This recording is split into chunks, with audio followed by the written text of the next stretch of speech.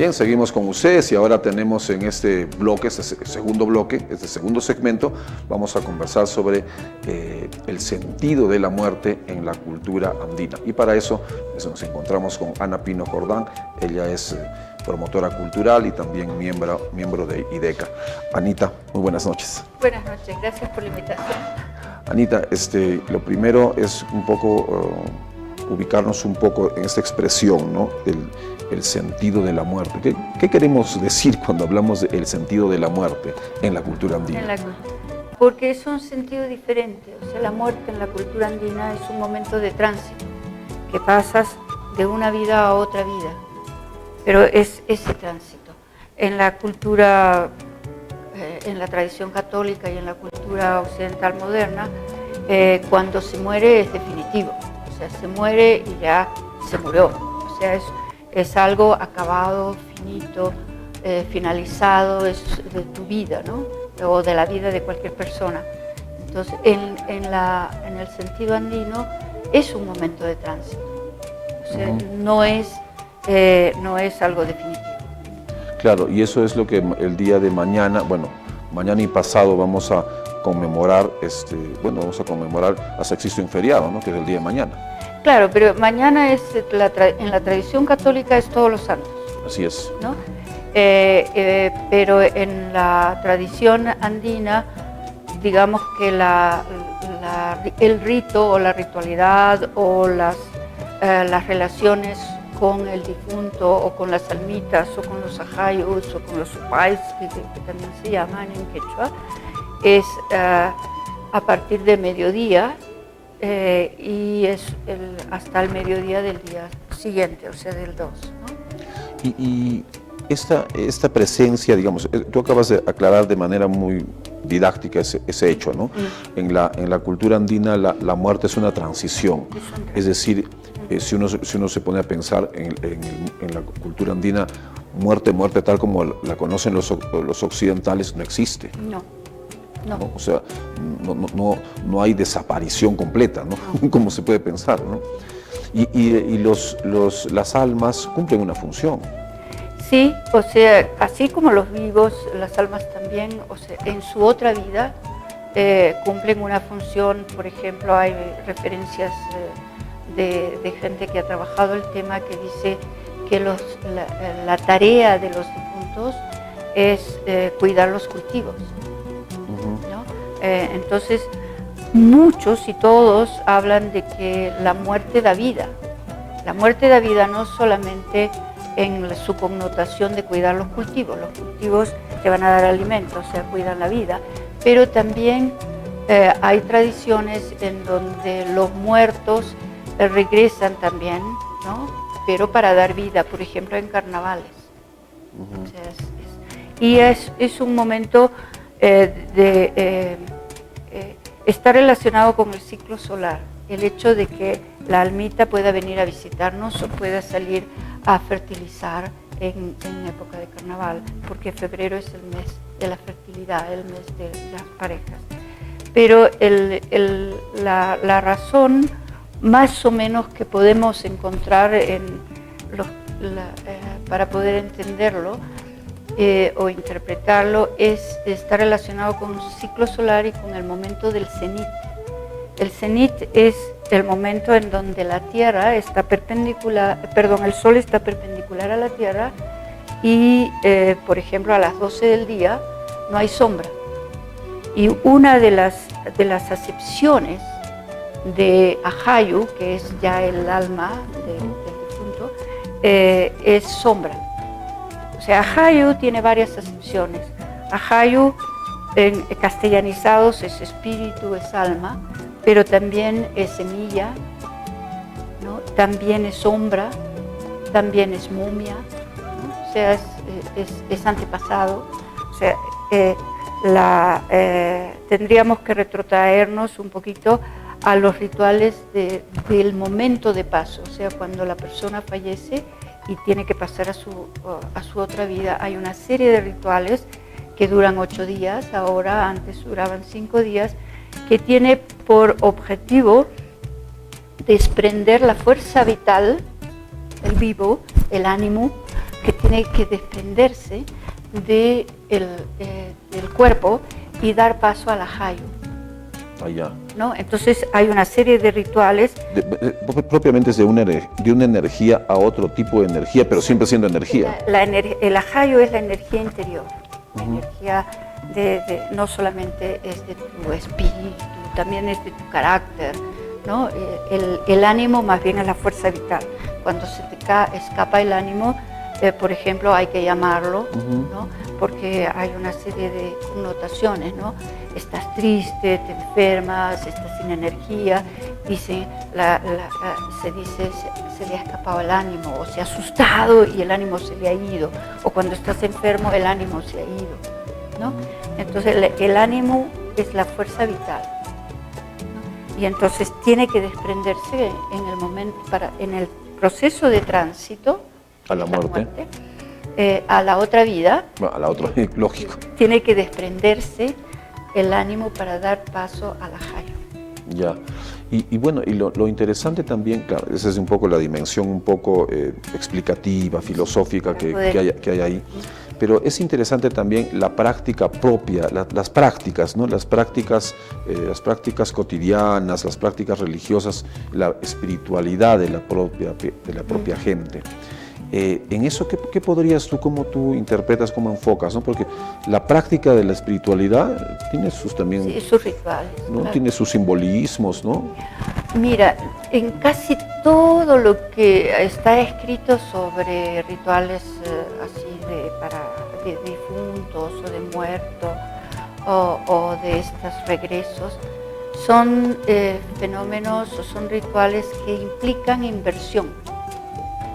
O sea, inversión en el sentido de sí, voltear algo. Por decirte, hay una iconografía mochica en donde está justo un difunto, porque está como calavera, ¿no? O sea, es un difunto claramente, que en la parte superior hay un conjunto de gentes que lo están ayudando a pasar. Y en la parte inferior hay un montón de calaveras, hay perros, hay sikus, ¿no? Que están como jalándolo, ¿no? O sea, le están ayudando a pasar. Entonces, todo ese proceso de tránsito es acompañado también por la comunidad. Pero como va a pasar a su otra vida, a su vida, digamos, inversa, ¿no? Los rituales y los comportamientos en ese día también son a la inversa. Por ejemplo, en el día de la muerte, o sea, en el día del velorio, hay varios relatos, hasta actualmente, pero claro, cada vez se va perdiendo más. Si la gente come todos los días ají, ese día no come ají. Si la gente comía todos los días sal, ese día comía chuma. Si la gente comía, por ejemplo, mote, ya rico, maíz en mote, ese día el mote se hacía con la coronta. Por ejemplo, hay reportes de ese tipo de rituales, ¿no? Son a la inversa. Por ejemplo, si la gente, las personas más respetadas por la comunidad son las personas mayores, son los abuelos, los chachilas, es la gente. Ese día, por ejemplo, en la iconografía tú ves que hay gente que se está peleando o que está faltando el respeto a un anciano, a una persona, ¿no? O sea, ese día es como que si todo se hace como al revés. Ya. ¿No? Pero ese al revés, supongo que, digamos, regresando un poco a la parte interpretativa, cumple una función de alguna manera dual, ¿no? Claro. Que no es que sea opuesto en realidad, sino que cumple una función unitaria, ¿no? Sí, en la vida es Porque en la cultura occidental siempre lo opuesto es antagónico, se enfrenta, en fin, pero en la cultura andina lo opuesto no necesariamente es un enfrentamiento crudo, ¿no? Es más integrador. Exacto. La vida es una sola, ¿no? Vida en arriba y la vida en la otra vida, o sea, por eso hay un rito de paso en donde vas a la otra vida. En esta vida tú tienes una función de procrear, por ejemplo, en esta vida no. ¿No? Tienes que salir nuevamente en carnavales, sales nuevamente para para dar vida, porque se dice de que el ajayo sale de su otra vida y hay relatos bien interesantes con Tristram Platt, que ha trabajado esto, que el ajayo se introduce en el alma, en el cuerpo del nonato. Ah, los que están por nacer. Claro, por eso es en carnavales. Por eso la fiesta, o sea, los rituales de fertilidad y los rituales de matrimonio y todo se realizaban en febrero. Cuando vienen los españoles se encubre, como es lo uno y lo otro, ¿no? La fiesta de carnaval, que es el dispendio que hay antes del ayuno de los 40 días para el sacrificio del Gólgota. Entonces ahí pues tienes que, como no vas a hacer nada, tienes que guardar ayuno esos 40 días, pues tienes un polvorio antes, ¿no? Y entonces se entroncan las dos tradiciones y funcionan las dos. Claro, ese aspecto también es interesante, ¿no? Cómo ambas tradiciones culturales se logran integrar o logran de alguna manera acordar, ¿no? Entre ambas, ¿no? Que detrás de eso hay una palabra que siempre hemos conversado que no nos gusta, ¿no? Que es la palabra sincretismo, ¿no? Sí, yo pienso que el sincretismo no existe, pero en fin, la cuestión, y esto lo sustento en la última entrevista con Sterman, que le hacen en Cochabamba, y él dice, en la cultura occidental, ¿no? Es lo uno o lo otro.